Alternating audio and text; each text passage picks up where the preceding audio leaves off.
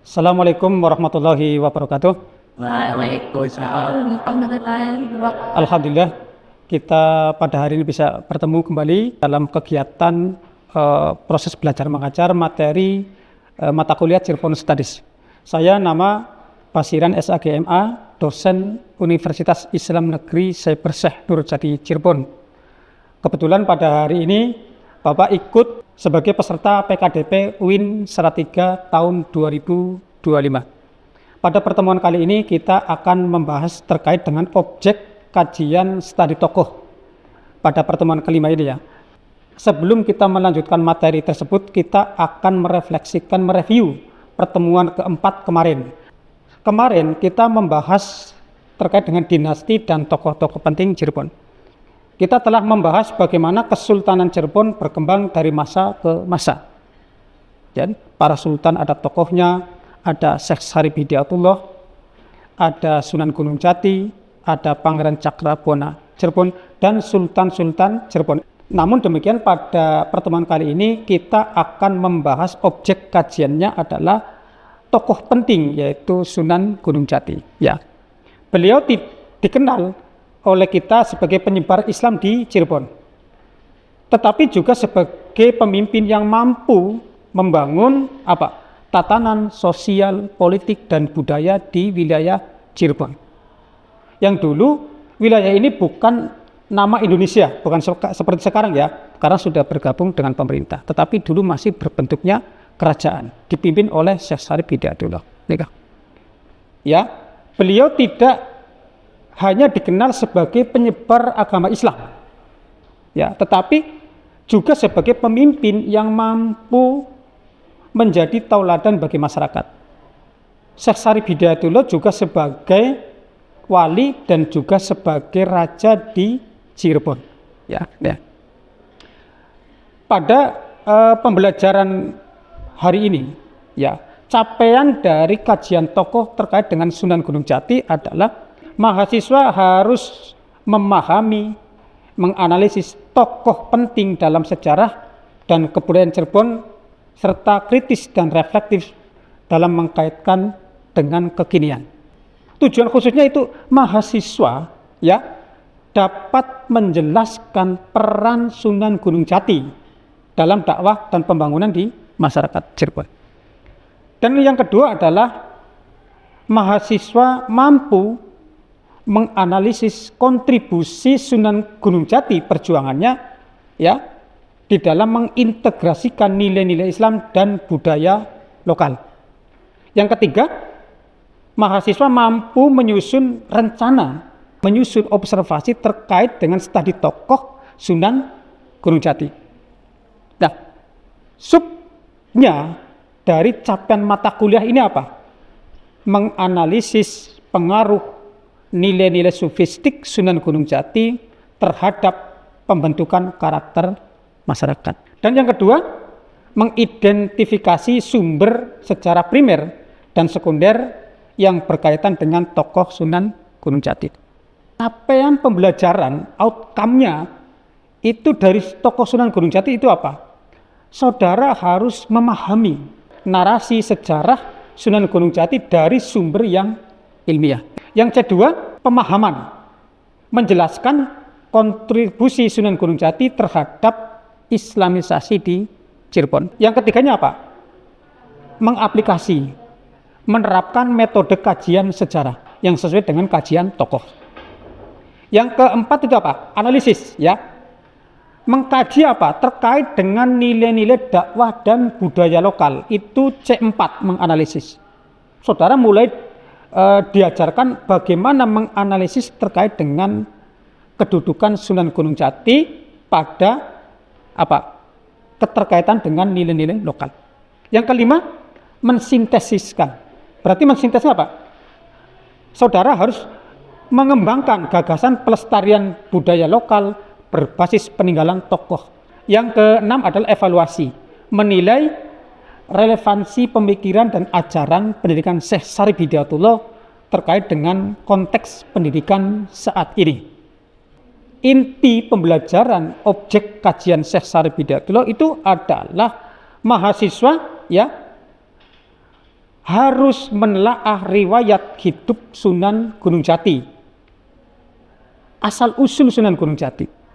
Sunan Gunung Jati di dalam kajian Kiai Haji Imaduddin Al-Bantani, ya, beliau itu mengkaji tentang tokoh Sunan Gunung Jati, diketemukan bahwa Sunan Gunung Jati bernama Syarif Hidayatullah. Lahirnya di Mekah Al-Mukarramah tahun 1448 Masehi. Ibunya siapa? Rara Santang, putri dari Prabu Siliwangi di Pajajaran. Awas jangan keliru, nanti dikiranya Rara Santang itu siapa? Itu ibunya Sunan Gunung Jati. Ayahnya siapa? Syarif Abdullah Al-Hashimi, Sultan penguasa Mesir dan Bani Israel Palestina. Gelar ayahnya siapa? Gelar ayah Syarif Hidayatullah, Sultan Maulana Mahmud Al-Hashimi. Nama ibundanya setelah menikah dengan Sultan Maulana Mahmud Al-Hashimi, menjadi gelarnya berubah menjadi Syarifah Mudaim. Kedua, Syarif Hidayatullah menempuh pendidikan agama di Mekah. Ya, di Mekah.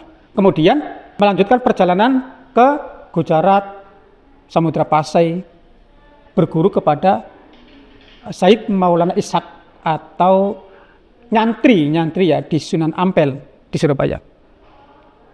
Kemudian beliau diperintahkan untuk menemani pamannya Pangeran Cakrabuana di Cirebon, yang kemudian Pangeran Cakrabuana menyerahkan tahtanya kepada Sunan Gunung Jati, dan Sunan Gunung Jati menjadi Raja Cirebon. Hasilnya itu dia diberi kekuasaan oleh Pangeran Cakrabuana pamannya. Nilai-nilai ketokohan Sunan Gunung Jati adalah, pertama, itu revolusioner Islami. Karena apa? Beliau mampu menyebarkan Islam melalui pendekatan budaya lokal. Kedua, ilmu santri dan kelana. Beliau itu menimba ilmu lintas budaya, lintas agama, lintas negara. Jadi itu, ya, makanya disebut, ada sebutan santri kelana karena beliau berpindah dari negara satu ke negara lain. Keteladanan sosial, di mana beliau itu membangun tatanan masyarakat berbasis Islam. Keempat, moderasi dan akulturasi. Di sini beliau menjalin harmoni antara budaya Sunda dan Jawa, karena dari Arab datang ke Nusantara, di situ ada percampuran, ada Hindu, Buddha, Jawa, Sunda saat itu. Nah, itu percampuran. Wawasan Nusantara dan kosmopolit. Jadi beliau itu memiliki jaringan keilmuan dari Arab, Gujarat hingga kepada Pasai. Ya, dan demikianlah materi di dalam pertemuan ke-5 kali ini. Sebagai mahasiswa adalah, pertama, nanti saudara mengadakan observasi kecil ke tempat Syekh Syarif Hidayatullah. Nanti saudara mengisi lembar kisi-kisi, yaitu di dalam observasi nanti saudara ada pertanyaan, apa saja peninggalan sejarah yang ada di situs Sunan Gunung Jati. Saudara menulis. Dan kedua, bagaimana bentuk akulturasi Islam dan budaya lokal terlihat dari situs tersebut. Itu bagaimana? Saudara bisa mengambil simbol-simbolnya. Itu biasanya ada simbol-simbol. Nah, saudara potret, dikaji. Ya. Terus penggunaan bahasa, di situ juga ada tradisi Tradisi ziarah. Saudara teliti. Oh, ini budaya Indonesia itu seperti ini. Di dalam ruang lingkup Mahbarok Sunan Gunung Jati. Ya, ini. Ketiga, apa pesan nilai karakter yang dapat saudara pelajari dari peninggalan itu? Ya, saudara. Ada opsional. Ya, umpamanya ini tadi ada observasi lapangan, ada opsional. Mahasiswa ditugaskan mengumpulkan dokumentasi foto atau video. Silakan saudara observasi, membuat video, membuat foto, kemudian saudara rangkai. Nah, pertanyaannya itu apa? Apa pelajaran karakter penting dari kisah hidup Sunan Gunung Jati? Itu satu. Ya, kedua, bagaimana beliau tetap menjaga identitas keislaman di tengah budaya lokal yang beragam. Karena apa? Karena Syekh Syarif Hidayatullah itu hadir ke Nusantara, di sini sudah ada peradaban yang sudah maju, sudah ada agama. Ya. Terus apa pentingnya kita memahami silsilah dan sejarah tokoh lokal dalam pendidikan? Ini opsional. Nah, tugas individu. Dari materi ini saudara akan ada tugas individu. Tugas individu apa? Tuliskan refleksi pribadi sebanyak 200 kata atau 300 kata. Tugas individu, ya, tugas mandiri. Tentang relevansi keteladanan Sunan Gunung Jati dalam konteks pendidikan karakter dan toleransi budaya saat sekarang. Ya. Demikian pemaparan materi dari Bapak terkait dengan objek kajian ketokohan Sunan Gunung Jati. Ada yang bertanya? Silakan. Ya, siapa dulu? Siapa? Ya, oke. Siapa? Pak. Namanya siapa? Sebutkan. Saya Thaibatun Nisa, izin bertanya Pak. Syekh Syarif Hidayatullah ini berasal dari Arab. Kenapa dia tidak memberlakukan hukum Islam di wilayah Cirebon? Oke, terima kasih atas pertanyaan. Ini langsung atau ya silakan yang keduanya. Baik, perkenalkan nama saya Dea Ananda Nurdiansah. Izin bertanya Pak, untuk kedatangan Syekh Syarif Hidayatullah ke Nusantara ini apakah tujuannya untuk mengubah agama di Indonesia saja atau ada tujuan yang lain? Oke, terima kasih. Pertanyaan pertama itu tadi ada Sunan Gunung Jati dari Arab. Ya, itu kan diceritakan Sunan Gunung Jati dari Arab. Datang ke Nusantara. Kenapa kok tidak hukum Islam yang diterapkan ya? Itu pertanyaan yang bagus. Kenapa hukum Islam tidak diterapkan di Nusantara?